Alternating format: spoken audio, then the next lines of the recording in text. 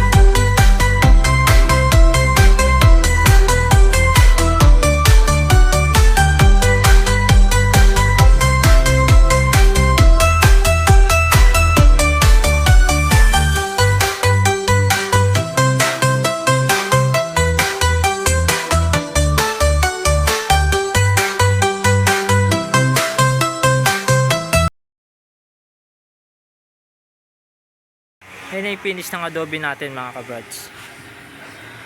Ayan, tignan nyo. Ang ganda niya mga kabrads.